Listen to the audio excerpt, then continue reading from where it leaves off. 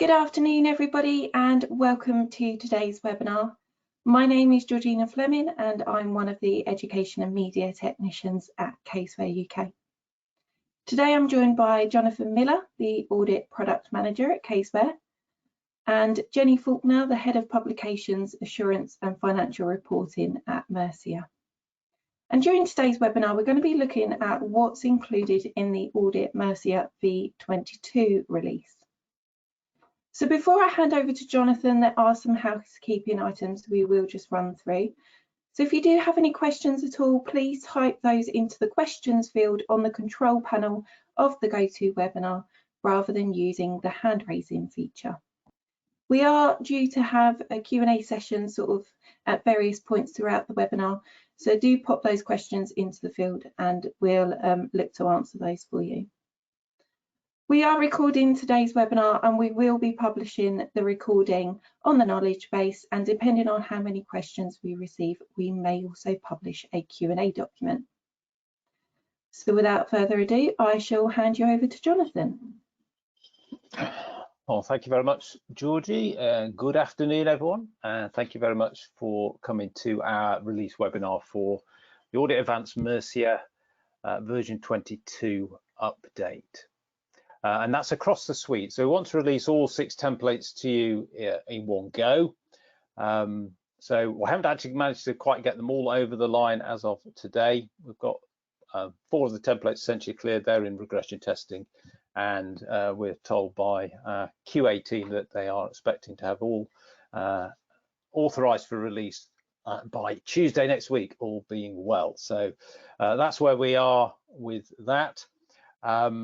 And so this webinar is being recorded, though, as Georgie says, and we will reference this webinar for anyone who needs to look at it in the email and the KB update notes that we send out that will accompany that release next week. So let's look at the agenda that we have for our time together today. And really, we're very pleased to have Jenny Faulkner, as you can see there, sitting on the left-hand side of my top screen. So very happy to have her with us today. We're going to, first of all, have a look at what is actually included in this version 22 template. And then Jenny will take us through what Mercia are doing in terms of ISA 315. We know that's a keen topic for you all at the moment, thinking ahead toward particularly perhaps the December 22 year ends.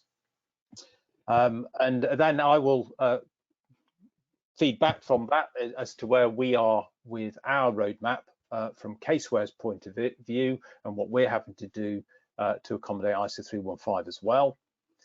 And then we'll move on through and hopefully have a Q&A session. If you've got any queries at that point, or if you've got any thoughts on ISA 315 right now, if you want to bring those up, and then Jenny and I can do what we can to answer those, or just to receive your feedback as to what you're expecting.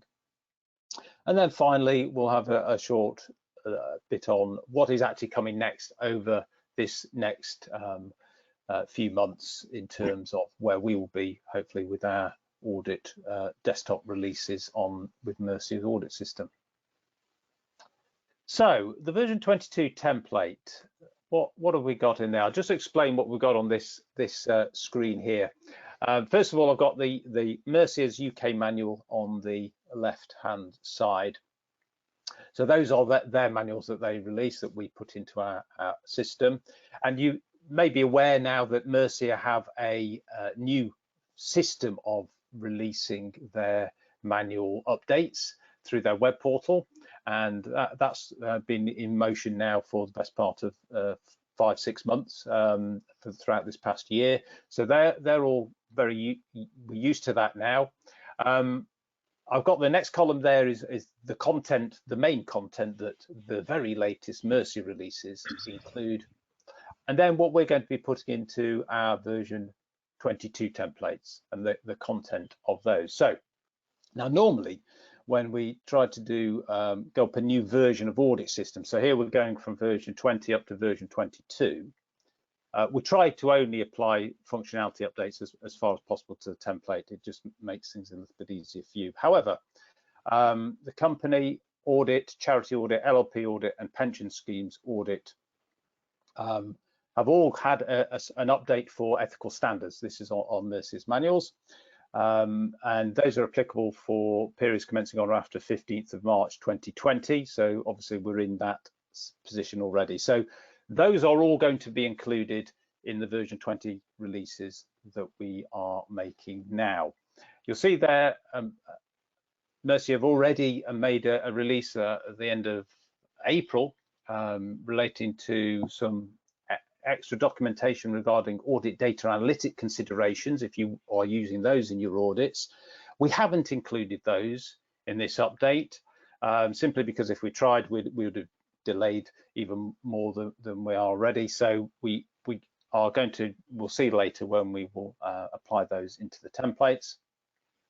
The audit exemption, the assurance review manuals, they were updated by Mercia for Brexit, particularly the disclosures and the referencing, really, the legislation referencing more than anything else around that. Again, we haven't put those in. We will put those in later. Again, it was one of those things which it's important that we get them in there eventually, but in terms of trying to go up versions, we didn't think that was required just yet. And also academies, again, we're just talking to Jenny earlier, they're in the process of updating their academies templates, and we'll obviously get those through into the template. So the one you're going to see now from academies is basically the one that we produced last year with last year's AAD in it.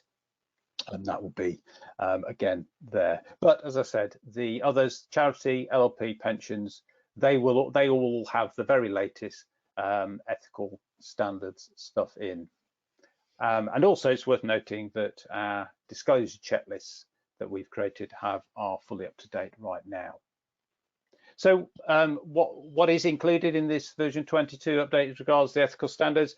There are basically the two main documents, B12 and B13. They're affected by the ethical standard requirements. It makes me feel nervous actually having Jenny looking at me when I'm doing this, because she knows far more about it than ever I do. So anyway, here we've got it's basically a lot of there's a few extra procedures, extra guidance notes, particularly relating to the fact that you're possibly at different year ends. So obviously the guidance note says 4 periods ending on or after the 15th of March commencing on or after 15th of March 2020. That these new standard requirements are there. And that's basically what you'll see. You will see this extra guidance notes. There's some footnotes in Mercia's methodology which we've put against each of those procedures. And so that's really the main technical update within this this release. We have, although excluded certain things, as I've already mentioned, we haven't put the audit data analytics documentation in that was recently released by Mercia, and we'll be putting that in later. But perhaps the most significant change for the majority of you is that we announced last year we were withdrawing the standalone disclosure checklist from sale. We weren't going to update that. We did say we would manage it and keep it technically up to date to February this year, which we did. But that also then had the knock-on impact that we would withdraw the embedded templates from within the audit templates themselves. And we did announce that again this time last year. So those have now been withdrawn. We have taken those out of the file. But we now have our cloud disclosure checklist that's fully up to date for all latest Mercia releases. So the very last one I think was the in terms of technical elements was the pension scheme in April, and so that is fully up to date for those changes right now. And indeed that cloud disclosure checklist it's just so much easier for us to update and keep you updated with it.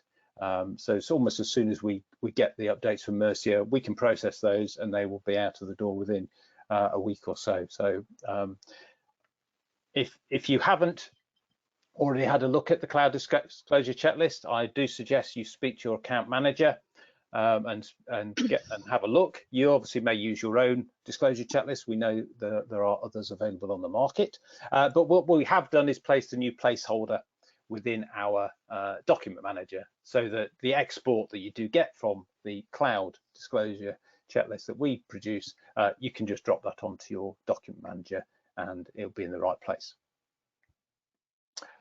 So what are we providing you with resource-wise for this update? Well, our EMT team have been busy updating our guides, our getting started guides for the new version 22 changes. That is going to include the update guide as well. And the main functionality change that we've actually got within version 22 is the ability to carry out a functionality only update of the engagement file. And I'll go on and just show you what that will look like on the next slide.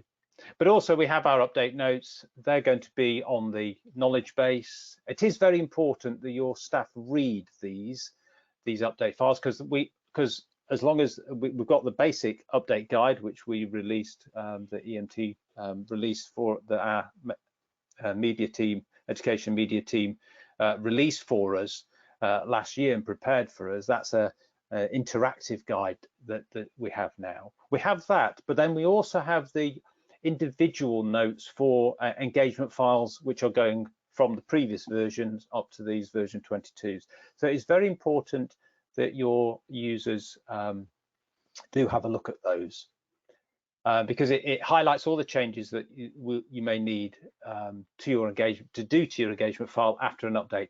And sometimes, particularly when we go up from one version to another, that's an important thing to look at. And in fact, we've managed to produce one document for all of these, the templates we've done, because it's basically the same issues in each, and they'll be available from each knowledge base page where we store this documentation in the past. So this is the screen that we'll look at when you get the template update. You can see the update functionality only button there. That's quite useful, as I said, if you just want to do that version 22 conversion. The guides you will find, and they are linked actually from this screen in the bottom left-hand corner of that screen. There is you can click on there, and that will take you to the page where all the update guides, all the notes that you need for this release are available. So all your staff should be able to get to those documents as they're doing the update process. So please bear that in mind as people are going through. So why have we got this version 22? What's the important thing, other than obviously the ethical standard changes we've got in? Well, we're going to say that live engagements should be updated as soon as possible to this version 22 functionality. And really it's because it's looking as a stepping stone through to next year. I'm sure most of you who are familiar with our process and with Caseware over the years know we can only jump 2 versions of audit system at any one time. So in the past we had 16, 18, 20, and now we're on to 22. And next year we'll be on to 24. We try and limit those changes to you, because we know how it can take a while to update from one template version to another. So we try and limit those, but we do need to make those changes. And what is coming next year, we have a planned release of Audit 24 in Q2, so around this time, perhaps just slightly later on in 2022. But that version 24 is going to just contain some of the functionality changes for our ISO 315, and we'll have a look at that a bit later on. So we've got a release date there for the ISO 315 changes, and as I say, we'll talk about this a bit later, in Q3 in 2022. So we need to get up to 22 functionality right now, and that so that next year we're in place to get up to 24 when the ISO 315 stuff is required. And it's also important to note now that when we do release these version 22s, support for any pre-version 20 engagements will end. So please be aware of that. Version 20 has been out for best part of 3 years, I think, or more. So hopefully you still haven't got any files, engagement files in any earlier versions. We have been talking about this for a long time. So please make sure that is the case, but support will end for any pre-version 20 engagements when we release these version 22 templates. And to help you with that, again, just a reminder really of the Silent Update Wizard that is available. We've released version 6 now. That is available from our support team. That can perform various bulk tasks, year-end close. It could do the engagement file update, and it can now do this functionality only update. So that might be very useful to you.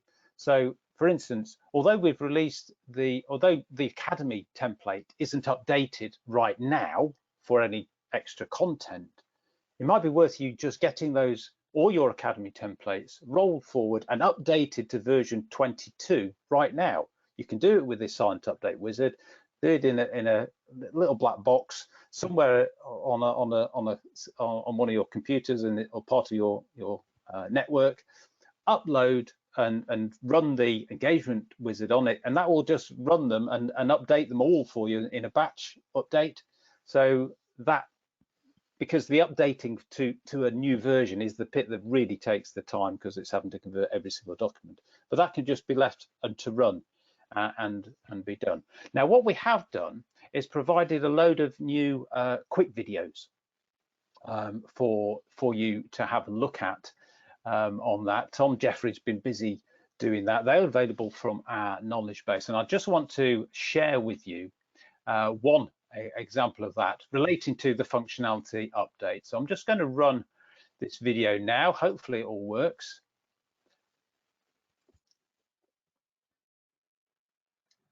If I press that. Caseware Silent Update Wizard provides the option to apply functionality only updates to your Caseware audit engagement files. You can do this as part of the template update only or year-end close and update processes. Here we'll select template update only. Once we have nominated our file folder and backup location, we will move on to the preview screen. At the end of each line, we have the ability to use the drop-down menu to select functionality only for each file individually. Alternatively, we can select the drop-down menu underneath the Update Options column header and apply this to all files.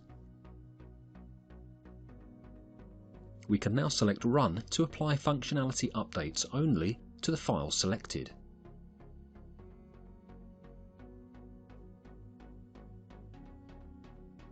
For more videos and other useful information, you can visit our knowledge base or our Caseware Client Services YouTube channel and LinkedIn page.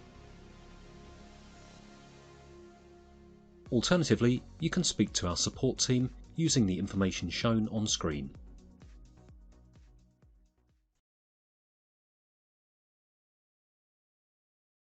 Okay, so that just gives you a flavour of those videos that we've got available, and that, oops, that's gone on too far. So the videos we've got available there for everyone. So hopefully that's given you a flavour for those. They're very useful and very easy to look at, and I'd recommend doing that. So that's really all I want to say on the version 22 update. I don't know if we've got any questions or anything raised at that point, Georgie. Yes, we have. Okay. So John has asked, does the Silent Update Wizard work with files that are in Smart Sync? I'm going to ask Adam just to come in and explain on that one. He's probably the best placed to do. I'll just throw you under the bus on that one, Adam. Thanks, Jonathan. Yes, John, it does, but there is a process that you have to go through, and the accompanying Silent Update Wizard guide has various different scenarios, of which one of them is updating sync files. So I would point you in the direction of that guide. Okay, Adam. Perfect, thank you. And then Jason has asked, what is the difference between functionality updates and normal updates? Is there any advantage to doing a normal update? Okay, so I raised this actually at one of our webinars last year, because I actually asked if people knew the difference between functionality and content. So there are two elements to any update. So over the past few developments, we've just kept releasing version 20. So we had 20.0, 20.01, 2, 3, and 4 on the company audit. That is just simply for the content. So when Mercia makes some changes and we want to put them, and we need to put those through the methodology, we just add those, and that's your procedures. That's those type of work, your work programs and the like.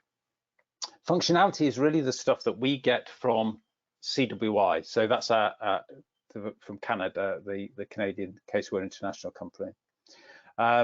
They are always developing, of course, the software itself. So what lies behind all the programs that you see is a whole load of workings in the background. So they will obviously make changes to that. They've been trying to do some performance enhancement, particularly changes over the last couple of versions. And that's why we have to keep up with them. So they're actually in the process of releasing version 23 right now. So we are going to move to 22, and we will skip over 23 and go to 24 next year. So what I'm asking you to do now is to do the functionality update, to just get that bit out of the way. It does take a little bit longer, which is why we try, as I said in the past, we try to reduce the number of functionality changes you're getting. But in terms of a content update, you won't be able to get the latest content. So this is the ethical standard changes, unless you are on version 22 now, because those are combined, I'm afraid, with this one. You can, of course, continue to ignore taking changes for the moment. So if it is a year end before the 31st of March, you can still run on your previous version that we released at the end of last year for the ISO 540 changes. That will still be valid. You'll still do a valid audit. But it's not our recommendation, of course, but what we would want you to try and do is get the functionality update. That is the important change really for us, because you've got to be in that situation to update next year, and that's when ISO 315 is going to kick in, and that will be important that you do start moving across. So yes, for the moment you can not take the changes, but in actual fact you won't get you won't get an update with this version 22, because, as I said, the content's in there. Yeah, I mean, I think the best thing is, if you've got any specific queries, if you get in contact with us afterwards, then we can take you through the ins and outs, perhaps, of this next update. Perfect, thanks, Jonathan. We've had a question in from Mark to say that technical support are telling him that Silent Update Wizard is only at version 5 at present. Okay, I will have a conversation with our support team about that very shortly. Perfect, thank you. It certainly is available, and it has been tested, and it should. I think the point was, because we haven't released the version 22 releases at this point in time, that therefore the version 5 is basically as you were. But in actual fact, you can have version 6 and not have the functionality update. But until you get version 22, you can't use that functionality update change, so extra feature. So that's the other point. And the other thing to remember with version 22 is the need to be up to working papers 2020. These version 22s will only work on the latest, on the next version of or the current version now of working papers, which is working papers 2020. And we know 2019 support is going to end at the end of this month. Perfect, thank you. That's everything in the way of questions at the moment currently. Okay, lovely. All right, well, at that point then, I said we're pleased to have Jenny with us, going to look at ISO 315, and I will now hand you over to her. I will change presenter to Jenny, and she can show you what Mercia are planning regarding ISO 315. Thanks, Jonathan, and great to hear about version 22 being available next week. That's super. It's certainly been a really busy 6 months for Mercia and Caseware with all of the changes that have been happening. Can I just double check that my screen is showing, Jonathan, before I make a start? I can certainly see your screen. Perfect. Brilliant. Yep, it's there. Whether it's moving on or not is another matter. Yeah, no, that's fine. Okay, so for those of you who haven't seen me before, I'm Jenny Faulkner from Mercia. I basically look after the audit methodology there. So I head up the publications team from an audit and financial reporting aspect. So my day job is making sure that the audit product and the specialist products such as charities, LLPs and the like are all kept up to date. And it's been busy the last 6 months. There's lots been going on, and in particular, there's lots of exciting things coming up. So I'm going to be speaking about predominantly ISO 315, which is going to be our next significant update. So the key things I'm going to focus on are what are the key changes, how they're going to impact methodology, have a quick look at timelines as well. So what's ISO 315 all about? Well, it's understanding the entity and its environment in essence. So it's referred to as identifying and assessing risk of material misstatement. Has it changed significantly? Well, it's certainly got longer, but we could say that about all of the ISOs at the moment, because that is the way that the profession is moving. The underlying reason for the change is really to make sure that auditors are doing a robust assessment of material misstatement. So it's really trying to enhance what is already there and to try and make sure that auditors are going through the right steps. So in some ways, it's not a significant change, but what you will find is there's quite a lot of additional requirements, as you might expect. And because of where additional requirements are, there will be some significant changes in accordance with our methodologies. Okay, so that's the sort of underlying reason for it. What I'd like to do then is just to walk through some of the key changes that we've seen within the revised ISA.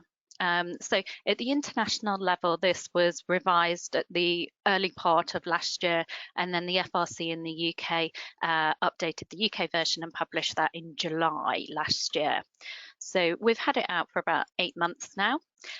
We've been working away on it, as you would expect. We do have a draft format as well for this. So what are we seeing? Well, the first thing is it is looking to modernize the standard.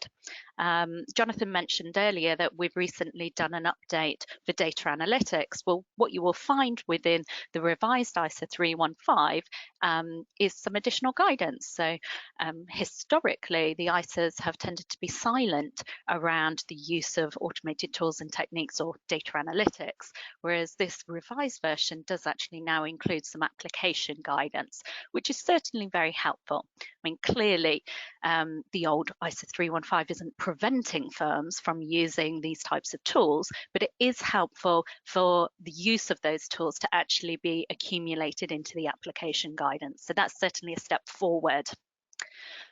Another key change is all around professional skepticism. And if you look at any change to an international standard of auditing in recent years, then this has been at the forefront. It's trying to drive the fact that auditors need to be skeptical.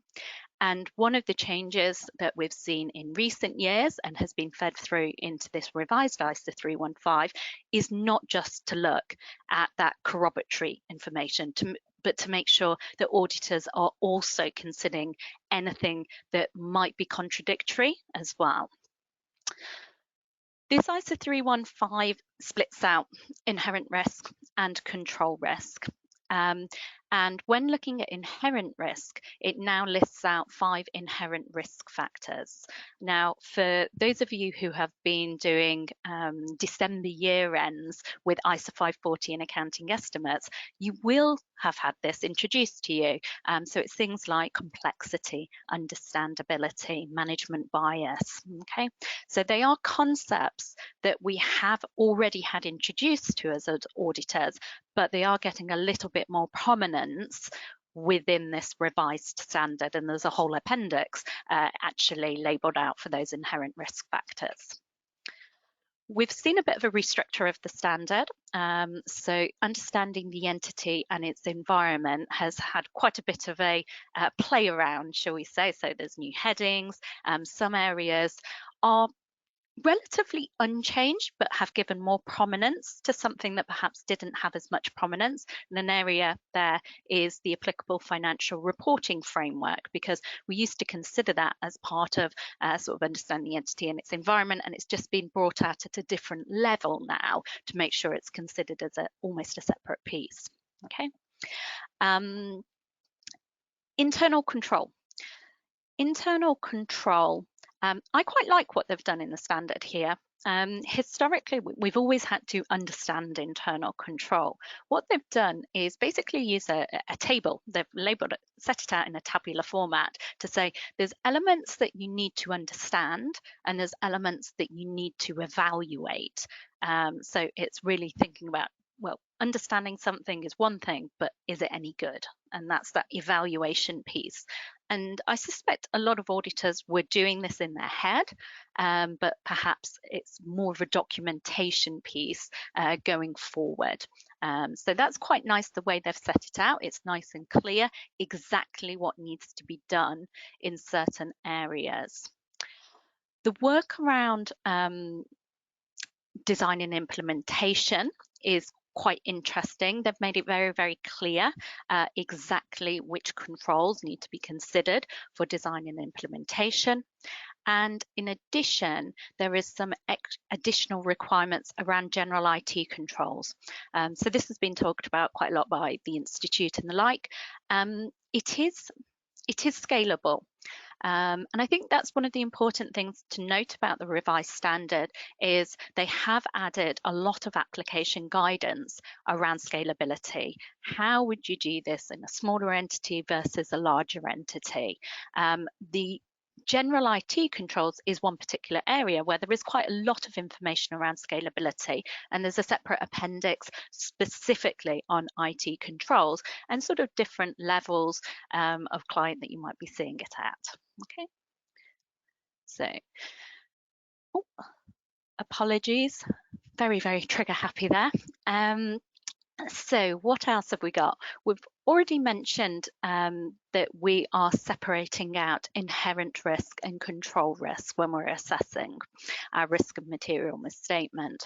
That again isn't something new. It's something that we saw with the 540 changes. So hopefully it's something that auditors have got used to by the time we actually implement this. And it's really just moving along the journey, I suppose.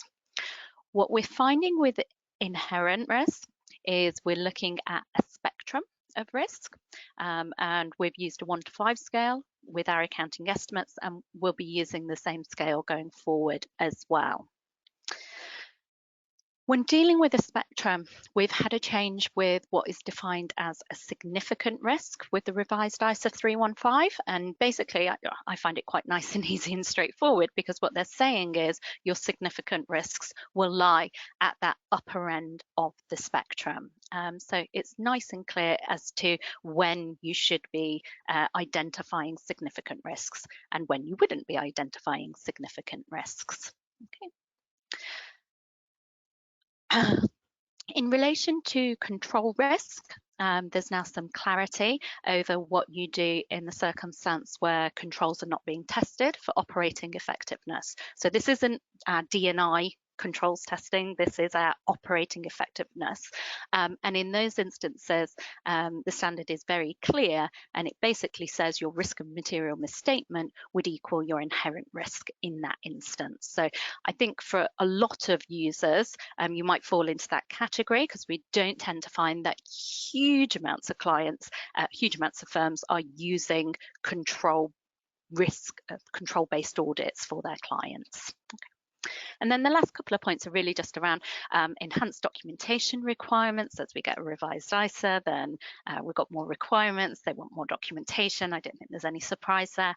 And also the fact that we've got some really, really enhanced application material around professional skepticism. It's a big standard. The actual requirements, I think, are only around 16 pages, but there is over 100 pages of application guidance, and all of the application guidance is really, really helpful. So it's a big standard to get your teeth into. So what's the impact on methodology then? Well, the first thing to be aware of is the standard talks around the fact that risk identification and assessment is iterative and dynamic. So what do they mean by that? Well, they mean you don't just do your risk assessment and forget about it. You are continuously evolving your risk assessment as you go throughout the audit. So as you move throughout the planning process, as you move throughout the field work, you should continuously be updating risk assessment. I don't think that's any change. I think really all they're doing is making it crystal clear by putting those words into the standard. But because there are now additional requirements that are trying to draw out this iterative nature, what you will find with the updated methodology is the fact that there are certainly more prompts to go back and consider something, or have you considered that? Have you considered this? So there are additional prompts that are going to be in place. Okay. The main updates then, well, as you can tell from the key changes that I've walked through, the work around understanding the entity, the work around internal control, all of those elements that sit in that sort of permanent file background information need updating. Okay.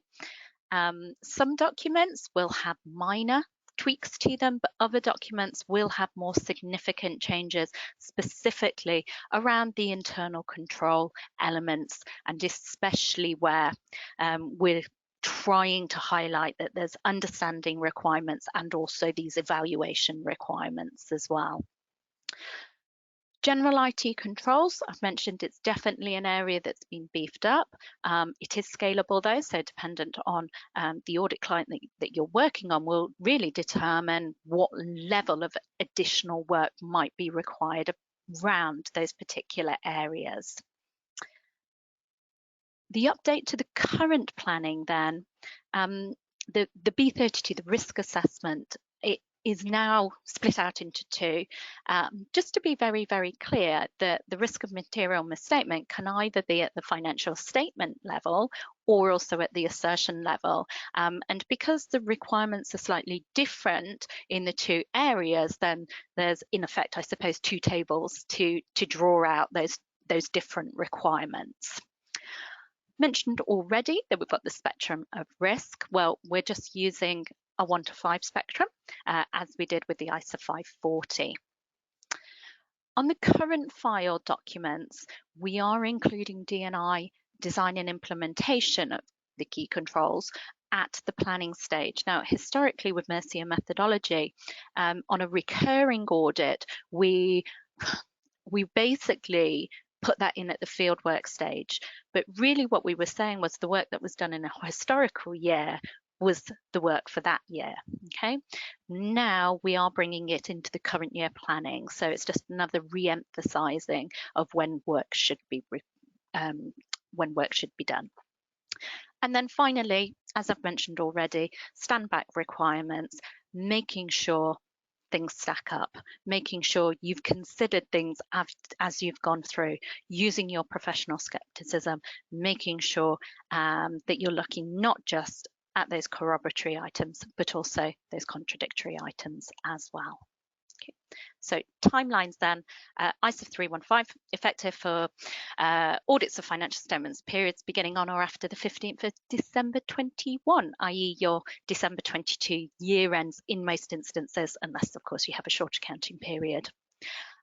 So what does that mean? Well, from a Mercia perspective, we've done our first draft, we've shared it with Caseware, we've had a look at it together to ascertain whether there are any areas that we think might be a worry from a software perspective, and I think we all came away thinking we're relatively comfortable with what we have at the moment.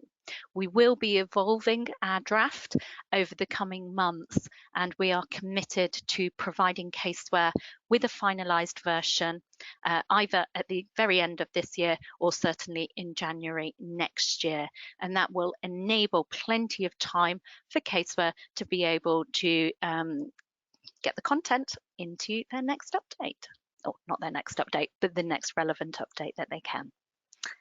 So finally, are there going to be any other changes in relation to that update?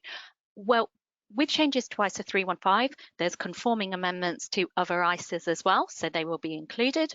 And we're also expecting the FRC to publish an updated, a revised version of ISO 240, which is on fraud, hopefully this month, and that's expected to have the same effective date as ISO 315, and so the changes will also be reflected in that update. That's it from me. I'll pass you back over to Jonathan. Thank you very much, Jenny. There we go. Hopefully you should see my screen now. Yeah, so as Jenny just mentioned there, we have been obviously talking about what functionality impact this is going to have on Caseware.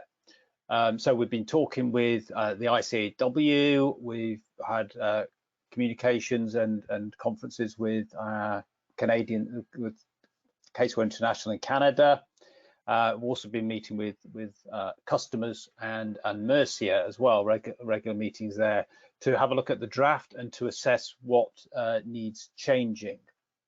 And if you've got any other thoughts on it yourselves, then please feed that into the discussions we are having. But what we have found, and what we've basically come to the conclusion is that largely the functionality is already there. It's just that actually we don't happen to have switched a lot of it on right now. So we can switch it on at the right time. So I've just mocked up the FSA here. Now, depending on your screen size, you may or may not be able to see what the detail is on the screen. But as you can see there, we can already highlight inherent risk and control risk towards the right-hand side there, and the residual risk, or the risk of material misstatement ultimately.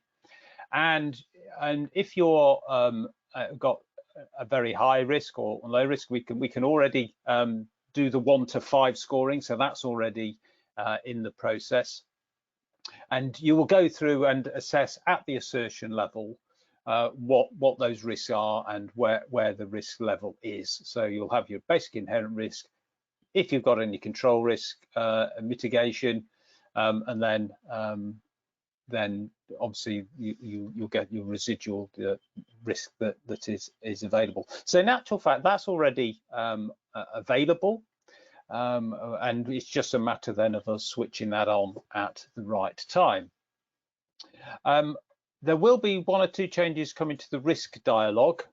Again, a lot of this we've got potential for making the changes now, but the main area is this bit on inherent risk factors.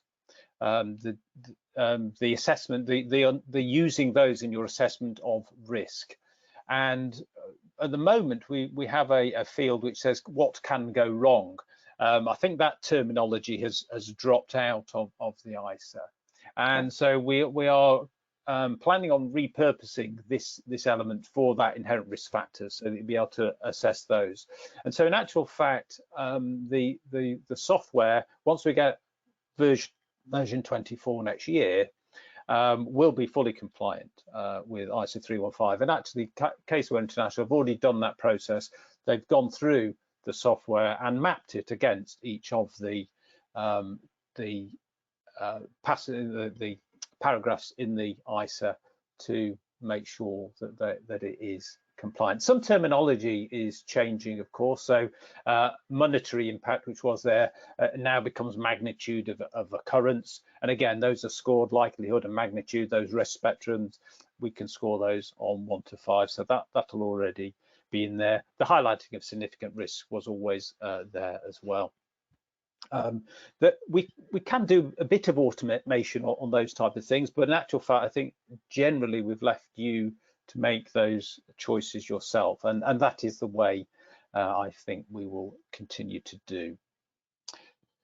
So that's the functionality. That's how the software is looking up. And just to reiterate, really something on the timelines that Jenny just mentioned there.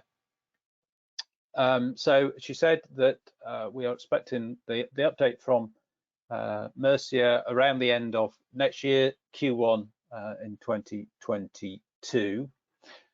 We will then get the version 24 update from CWI around February or March for beta testing, and it's usually released sometime in April.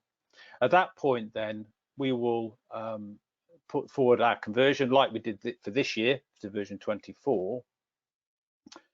But we don't actually need to switch on anything, because obviously these ISA 315 changes only really relate to largely to the December year ends. But the plan is that therefore from that point we can process the changes that Mercia give us and put those through and have a release available for you at the end of summer, early autumn next year.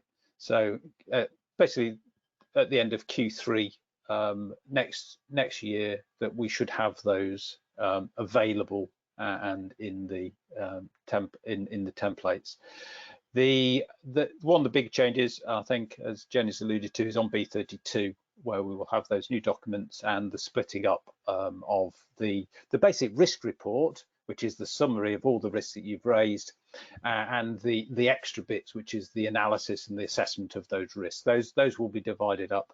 That'll be one significant change we've already picked up from the drafts that Mercia have given us. So at that, I'm happy to open the floor for any Q&A on 315. If anyone's got any particular points or thoughts that they want to raise or queries that they've got over it. And so Jenny, Georgie, if you've got any questions on that at this point, or if anyone wants to jump in at this point.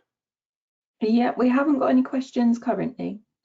Okay, I'll give it a couple of moments, but if anyone, I suppose we could allow people on the mic if they would like to raise a particular point.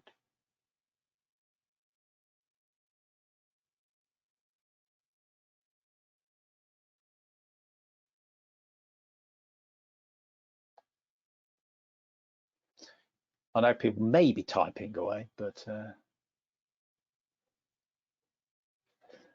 I'll move on to the final bit then. But if we do get anything by the end, then we can track back to it. Obviously, I think what's clearly happened is Jenny's answered all your questions already, so that's fantastic. So that's great news. So that's the future, if you like. That's where we're heading over the next year or so, particularly on ISA 315, and everything should be well in order for you by the time we get there. But there are some updates coming through this year. So we've got these version 22s, and presumably you'll want to know exactly what's coming up in the immediate future. So I'm just going to track back, if you like, to this year and where we are heading. As Jenny's already mentioned, the audit data analytics, and I mentioned earlier, that has been added to the company, so the audit manual UK, that is already in there. And we are intending to place those into our AuditAdvanced suite come the end, our release in the early autumn again this year. We're trying to keep the updates as irregular as as not as common shall we say, as we have done, trying to have them at specific points in time. So one now and one toward the autumn time is ideal. There is some ISO 700 guidance that's come out from the ICAW, and again, I know Jenny has already spoken to me about that as to how that may impact the manuals, and we're expecting these audit data analytics to be passed through all the other audit manuals as well over this period of time. So we'll pick all those up and again try and release them all in one block toward the end of Q3 this year. The other important one obviously is the Academies update. Again, the AAD 2021 was released, I think, at the end of April, sometime then. So I know that Jenny and her team have been working on that and are hoping to get that to us within the next month or thereabouts. And of course, then we will process that through and we will release, therefore, version 22.01 of Academies at that point. That will just be the content changes. So if you've already gone through the update process of functionality for all your previous year, 31st of August year ends, that bit's out of the way, and actually the content update is relatively quick. So that is why I would recommend, if you can, to get on and do that as soon as you can. And that's really all I've got, unless we do have any other queries and questions at this point. Nothing currently, no. Okay, lovely. All right. Well, thank you everyone for your attendance. And so obviously keep a lookout for the emails. As always, I'll caveat anything we've said about when we get them to you until all things are ready for release. Nothing's ready for release, and that's the reality of our situation. But we are hoping to be those to be with you very shortly. That's it. So unless you want to wrap up, Georgie, with a quick plug for anything, that's perfect. Thank you. Brilliant. So thank you everyone for attending today. As I mentioned at the beginning, we have recorded today's webinar and we will be publishing it onto the knowledge base, and also I will attach a Q&A document as well. So I just want to say thank you to Jenny for joining us today. Thank you to Jonathan, and also thank you to Adam that has been helping me in the background, assisting me with the questions. Perfect. Thank you everyone, and enjoy the rest of your day. Thank you very much. Bye-bye.